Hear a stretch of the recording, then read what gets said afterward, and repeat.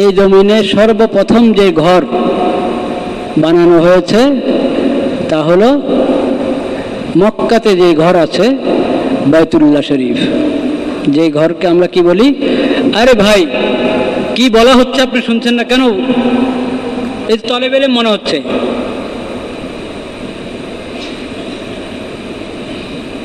كيف بطالب العلم يدرس في المدرسة ويفعل هذه المنكرات؟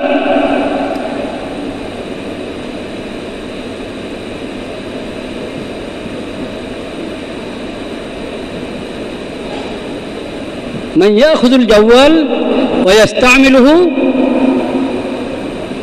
وحتى بهذه الصورة المنكرة الذي يخالف الشعائر، شعار الزمان يوم الجمعة، شعار المكان المسجد، شعار البيئة عند الموعظة، ثم هو طالب علم لا يستحق أن يسمى طالب علم.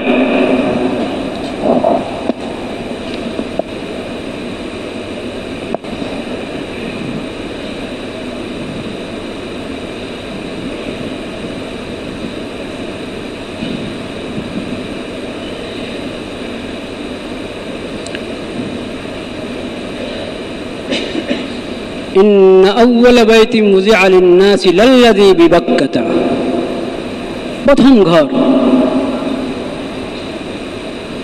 বরকতের কেন্দ্র, হেদায়েতের কেন্দ্র, সকল জগৎবাসীর জন্য, সকল বিশ্বের জন্য হেদায়েতের কেন্দ্র, বরকতের কেন্দ্র এই ঘর। আল্লাহ বলছেন এই ঘর সর্বপ্রথম বানানো হয়েছে, সর্বপ্রথম যে ঘর বানানো হয়েছে সেটা মক্কার এই ঘর বাইতুল্লাহ।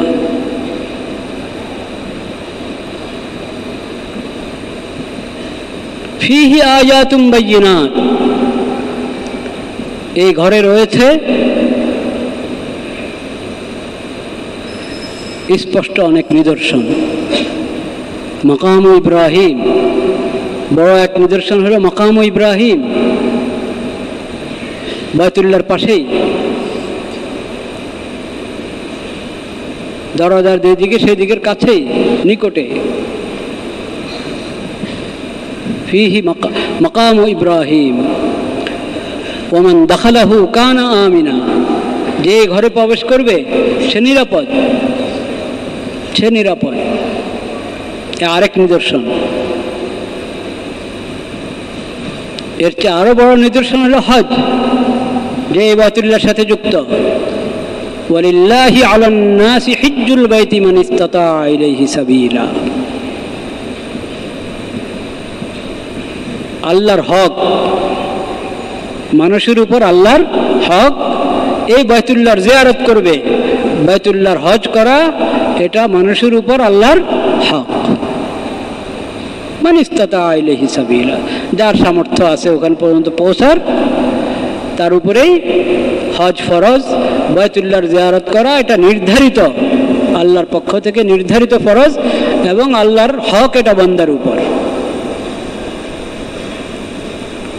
ওমান কাফারা ফাইন্নাল্লাহা গানিয়্যুন আনিল আলামিন, যে ফরজকে অস্বীকার করলো আল্লাহর কি ক্ষতি? আল্লাহর কোনো ক্ষতি নয়।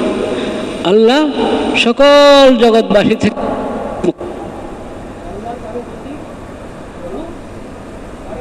মুখাপেক্ষী নন।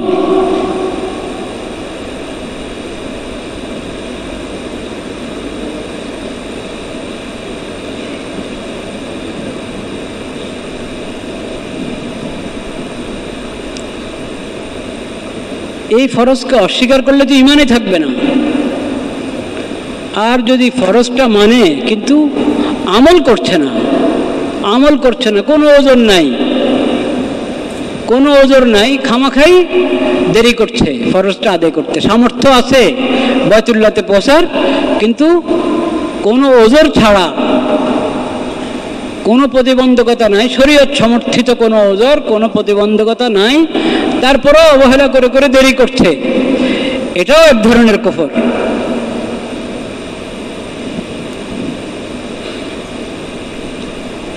এই আয়াতে এটার দিকেও ইঙ্গিত আছে। আকীদাগতভাবে সে হজকে ফরজ মনে করে যে মানুষের উপরে হজ, যার সামর্থ্য আছে তার জন্য হজ আদায় করা ফরজ, এই মাসালা, এই বিধান সে মানে, কিন্তু আমলের ক্ষেত্রে অবহেলা করছে, কোনো ওজর ছাড়া বিলম্ব করেই চলছে, অবহেলা করেই চলছে। এটাও এক প্রকারের কুফরি, এটা আমলের কুফরি, কবিরা গুনাহ। এটা কি? কবিরা গুনাহ। হজ কোনো ওজর ছাড়া বিলম্ব করা, হজ আদায় করতে কবিরা গুনাহ। এই আয়াত থেকে সাহাবায়ে কেরাম এটাই বুঝেছেন। ওমর রাদিয়াল্লাহু তাআলা আনহু বলেছেন, যার কোনো ওজর নাই তাও বিলম্ব করছে, হজ করার সামর্থ্য আছে কিন্তু বিনা কারণে দেরি করছে, এ কি ইহুদি হয়ে মারা যায় না খ্রিস্টান হয়ে মারা যায় আল্লাহ জানে।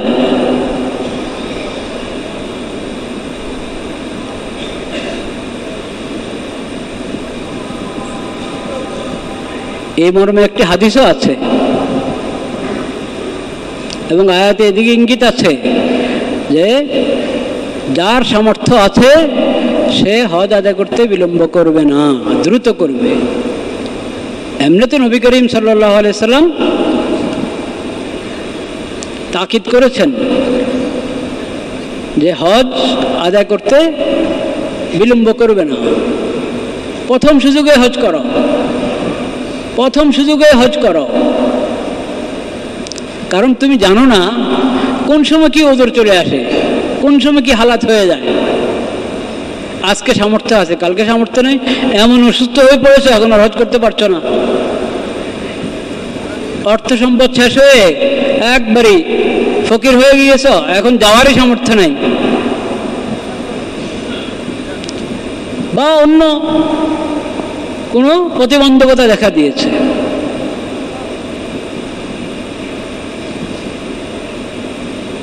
অনেক সময় তো আন্তর্জাতিক কারণেও এরকম হালাত হয়ে যায় যে হজ করা সম্ভব হয় না, আল্লাহ না করেন। সেজন্য আন্তর্জাতিক দেশের মধ্যে এরকম হালাত হয়ে যায়, দেশের মধ্যে এরকম হালাত হয়ে যেতে পারে যে হজ করা সম্ভব হচ্ছে না। এজন্য হজ ফরজ হওয়ার পর কোনো ধরনের ছুতা বাহানা আশ্রয় না নেওয়া, দ্রুত হজ পালন করা, এই ধারণা ঠিক নয় যে আচ্ছা করব, কারণ ভবিষ্যৎ অস্পষ্ট, অজানা। আমার ভবিষ্যতে কি হয় না হয় সেটা আমার কাছে অজানা। এমনকি আমার শেষ সময় চলে আসতে পারে, হজ করব করে করা হলো না, মৃত্যুবরণ করে ফেললো, হয় কি হয় না? কি হবে এই হজের? এজন্য হজ আদায় করা ফরজ এবং যত দ্রুত পারা যায় প্রথম সুযোগে হজ আদায় করা জরুরি। হজ